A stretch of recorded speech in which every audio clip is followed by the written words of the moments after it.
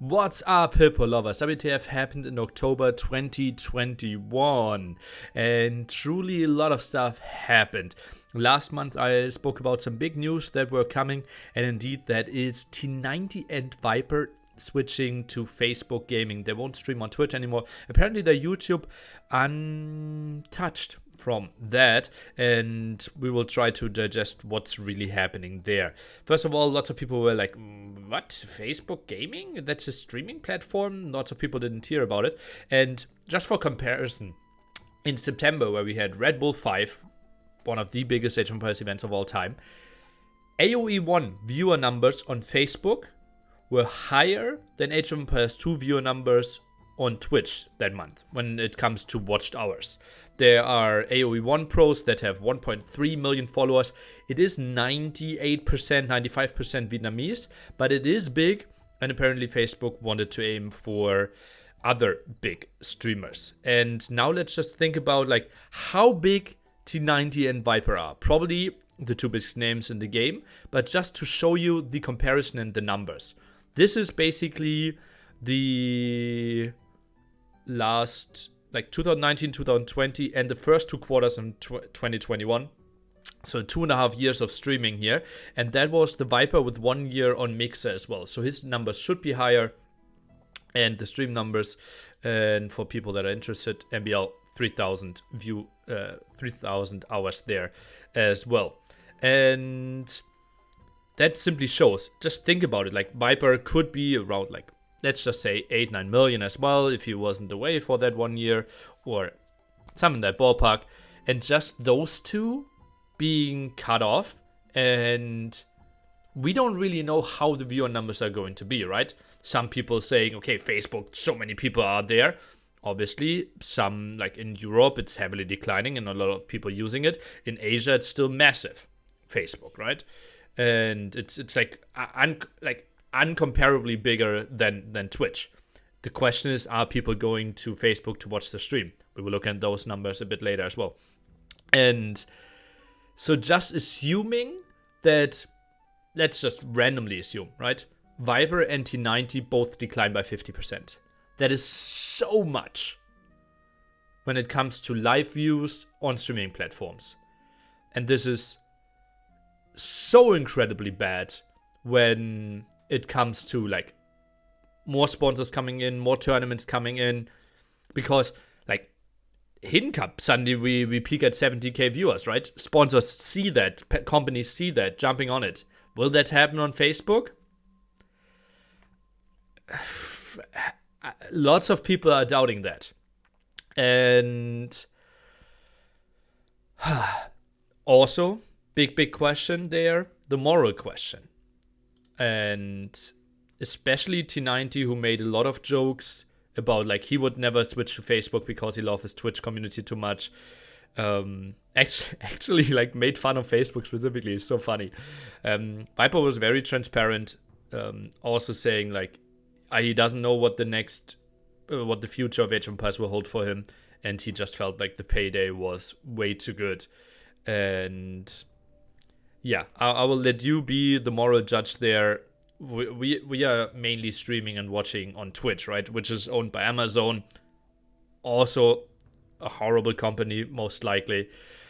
An interesting topic.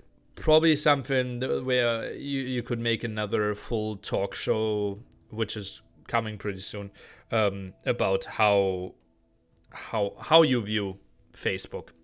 And yeah, I will have a talk there with Masmora and the Viper in the next days. Maybe we go more into detail there. And yeah, but that basically means viewer numbers on Twitch are heavily declining, at least for T90 and Viper.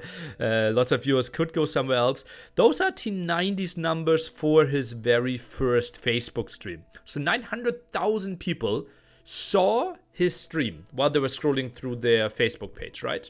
214,000 stopped by for 3 seconds. 25,000 stopped by for 1 minute. And those are probably people that have not seen Age of Empires in years or ever. Right? Those are mainly people that were not interested in like, okay, I'm going to an Age of Empires stream right now.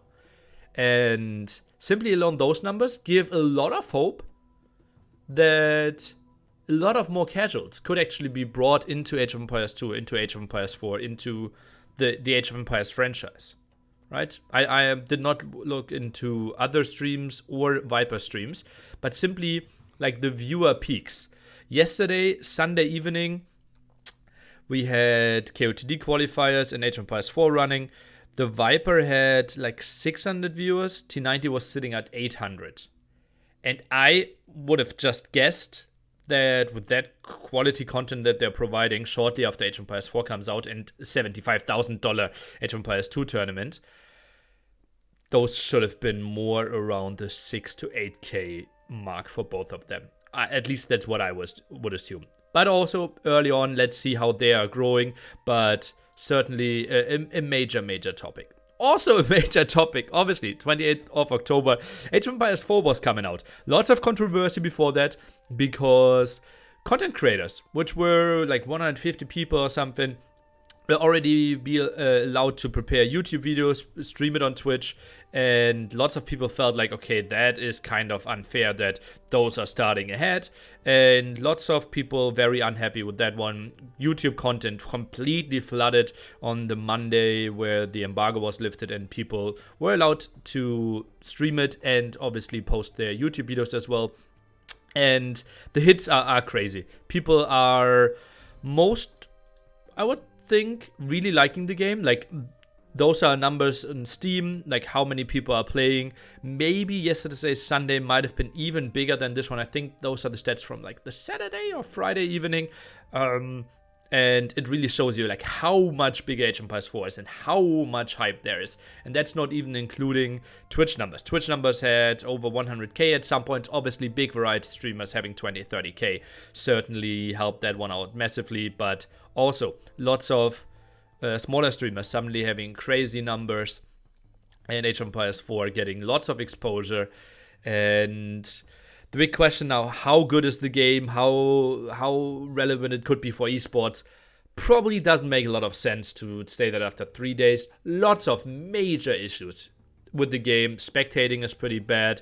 We can't really observe the games. Getting the recorded games is very difficult. You can't really change your hotkeys. There is a long list of big problems. Just very hot topic. There's a completely broken strategy that is unbeatable. Mongol TC rush, you can move your TC with one of the civilizations and always go to the opponent and prevent them from getting resources. Obviously lots of problems when the game came out, but overall people are really liking it more than a lot of people feared. Let's keep it like that.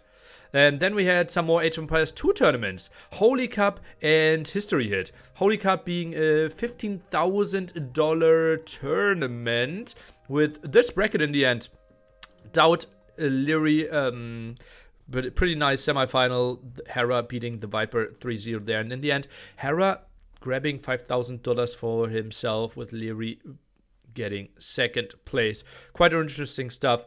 Potentially the highlight after this one was even the interview, Doubt interviewing Leary after the finals, like 2 weeks ago on my YouTube. But certainly a nice payday there for Hera.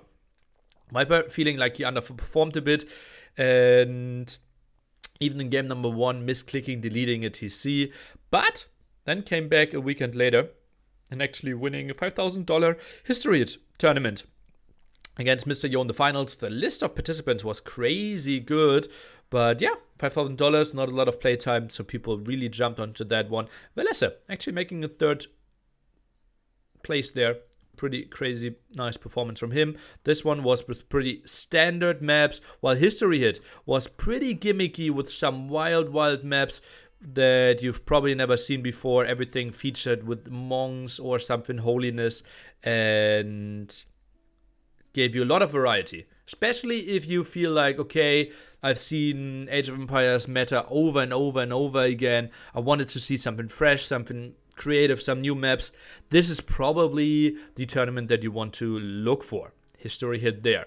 And then we had basically the major Age of Empires 2 tournament for the end of the year. King of the Desert. $75,000 on the line. 75,000 reasons to smile, like Riley would say. And we had 16 invited players, and the qualifiers just finished, and we had those 16 here qualifying. And yeah, going to be a pretty strong lineup. I think the 18th of November will be the day where we will have the qualification stage, single elimination, and then into 16 and going into group stage. That will happen over November and December. And yeah, Age of Empires 2 still getting lots and lots of exposure there, and will be really interesting to see who goes through. Obviously incredibly packed here in Age of Empires 2. And yeah, I also have 2 clips of the month for you. The first one does not need any real explanation, and I hope you like Minecraft.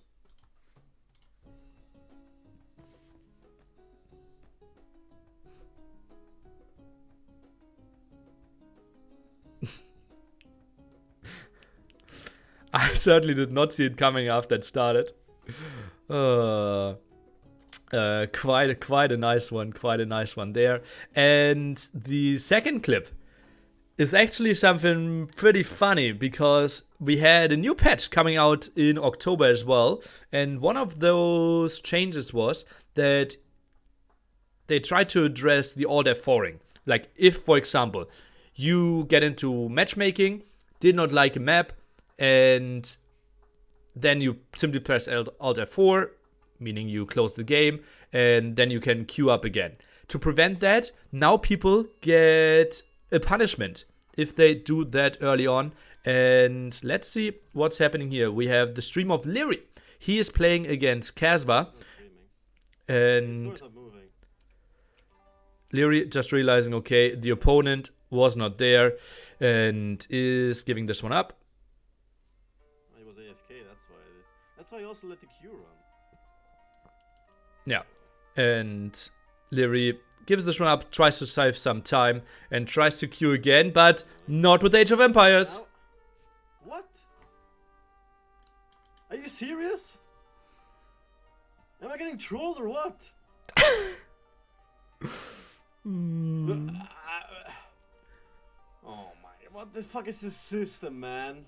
Like, fuck off, dude. Okay, sorry for the strong language here. And yeah, Leary getting punished for simply not playing against an AFK player there. Lots of problems with that system, and lots of people getting punished unrightfully. And yeah, that happened. And therefore we take a look ahead into the next month, which will have obviously KotD if you're still heavily into Age of Empires 2, the lovely game, and obviously lots of other stuff happening in the Age of Empires 4 world. We will have Genesis, $20,000 tournament starting on the 6th of November with the qualifier down to 8 players, and then 13th and 14th of November, the 2 final days. Round of 8, semifinals and finals, $20,000 on the line. Lots of people try-harding there, and yeah, controversy around that one. Obviously, the ladder system for seeding will be completely broken now with the Mongol strategy, plus the advanced training possibilities for people that played the creator content, and also the beta before. Something else I wanted to say? Ah yeah, indeed, the 7th of November will have a nice 2v2 tournament. The teams in one row. People that you don't know are probably German content creators that are trying to raise money together for WWF against deforestation. So if you want to stop by 7th of November, we will have double elimination, best of ones. Just follow your favorite streamer, and if you feel like, okay, nearly good tournament for a good cause, maybe stop by and leave $1 or whatever to help out the charity. Would be nice. 7th of November there. And I think that was it from this month. I don't really know how I'm going to continue with WTF. I still am interested in Age of Empires 2 and Age of Empires 4, and I try to probably keep it in this format to mix everything up and try to keep you informed. over all Age of Empires titles. Yeah, maybe give me some feedback how I should structure that in the future. Or maybe I do it like 50-50, always start off with one title, then go into the other title.